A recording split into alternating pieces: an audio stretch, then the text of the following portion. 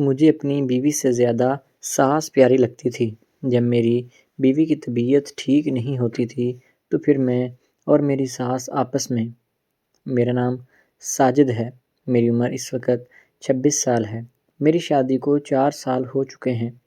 میری شادی جس گھر میں ہوئی تھی، میری بیوی صرف اکیلی بہن تھی، نہ ہی اس کی کوئی اور بہن، نہ کوئی بھائی تھا، تو اس لیے انہوں نے شادی سے پہلے یہی شرط رکھی ہوئی تھی کہ ہمیں گھر داماد چاہیے۔ تو میرے بھی گھر والوں نے کہا تھا کہ ہمیں کوئی اعتراض نہیں، اگر آپ لوگ رکھنا چاہتے ہیں تو رکھ لیں۔ اب میں اپنے سسرال میں ہی رہتا تھا۔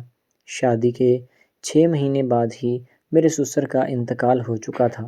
اب گھر کی ساری ذمہ داری میرے اوپر آ چکی تھی۔ میں ایک پرائیویٹ فیکٹری میں نوکری کیا کرتا تھا، جہاں سے مجھے اتنی تنخواہ ملتی تھی کہ جس میں ہمارا گزر بسر ہوتا تھا۔ زیادہ پیسے نہیں تھے، لیکن ہم لوگ 3 افراد ہوتے تھے، اس لیے گھر کا گزارا چلتا رہتا تھا۔ میری بیوی کی عمر اس وقت 19 سال تھی اور میری ساس کی عمر تقریباً 40 سال تھی، لیکن ساس کسی بھی اینگل سے 40 سال کی دکھائی نہیں دیتی تھی۔ وہ بہت جوان اور خوبصورت تھی۔ اس کا جسم دبلا پتلا سا تھا، اس لیے زیادہ عمر کی دکھائی نہیں دیتی تھی، اور اس نے اپنے آپ کو فٹ بھی اس لحاظ سے رکھا ہوا تھا کہ کوئی دیکھ کر یہ نہیں کہہ سکتا تھا کہ یہ شادی شدہ ہے، اور اس کی ایک بیٹی بھی ہے جس کی اپنی شادی کی عمر ہو چکی ہے۔ مجھے تو کبھی کبھی یہ بھی محسوس ہوتا تھا کہ کیا یہ واقعی ہی میری ساس ہے یا میرے سسر نے دوسری شادی کی ہوئی ہے۔ میں ایک چیز محسوس کر رہا تھا کہ جب سے میرے سسر کا انتقال ہوا تھا، ساس بہت اکیلی محسوس کرتی تھی۔ اس کا کسی کام میں بھی دل نہیں لگتا تھا، نہ وہ کسی سے زیادہ بات چیت کرتی تھی، بس اکیلی ہی رہتی تھی اور خود ہی اپنے خیالوں میں کہیں گم رہتی تھی، نہ کہیں آنا جانا، بس خود کو ایک کمرے تک محدود کر لیا تھا۔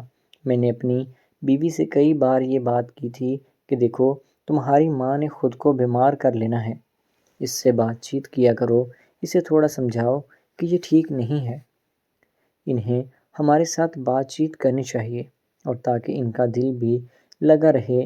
لیکن میری بیوی بھی اس طرف کوئی خاص توجہ نہیں دیتی تھی، کیونکہ وہ بیچاری خود بیمار تھی۔ اب یہ کام مجھے ہی کرنا تھا۔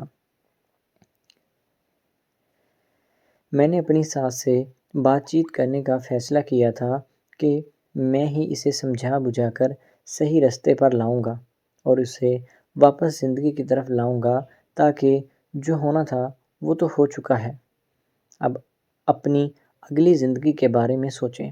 میں ہی ساس کے کمرے میں چلا جایا کرتا تھا، لیکن میری بیوی کو کوئی خاص احساس نہیں ہوتا تھا کہ ان کی ماں ہے، اور دوسرا، میں ان کا شوہر کہاں پر پھر رہا ہوں، وہ آرام سے سو جاتی تھی اور میں ساس کے کمرے میں زیادہ دیر تک رہتا تھا، لیکن میری بیوی کو اس چیز کے بارے میں بھی کوئی فکر نہیں ہوتی تھی، وہ آرام سے سونے کے لیے چلی جایا کرتی تھی۔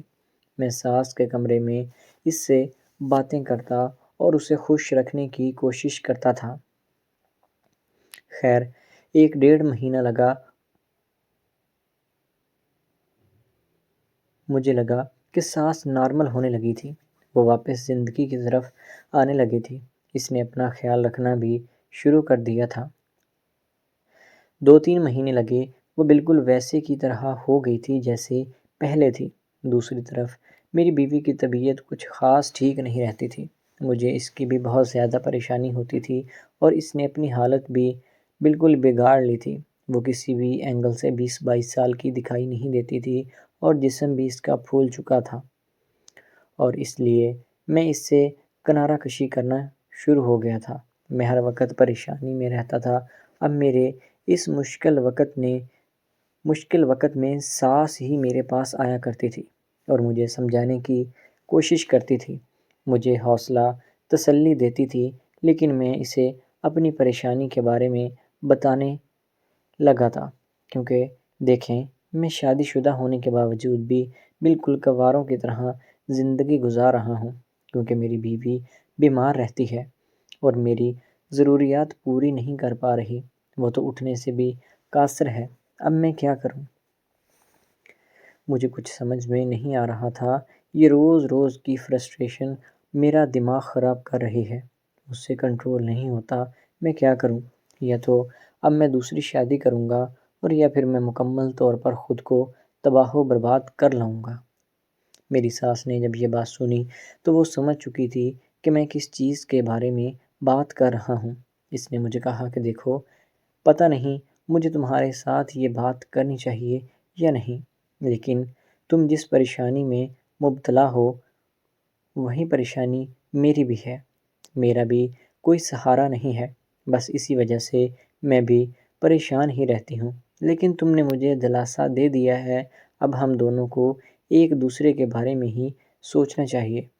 میری بیٹی کہ پتہ نہیں کتنی دیر زندگی ہے، اگر تو وہ ٹھیک ہو گئی تو اچھا ہے، نہیں تو کوئی مسئلہ نہیں ہے، ہم دونوں ایک دوسرے کے بارے میں سوچتے ہیں۔ بس پھر کیا تھا، اس کے بعد میری ساس اور میں ایک دوسرے کو لے کر بہت سیریس ہو گئے تھے۔ میری عمر اس سے کم تھی، لیکن اپنی بیوی سے چھپا کر میں نے ساس کے ساتھ عشق لڑانا شروع کر دیا تھا۔ اب میری ہر ضرورت میری ساس پوری کرنے لگی تھی۔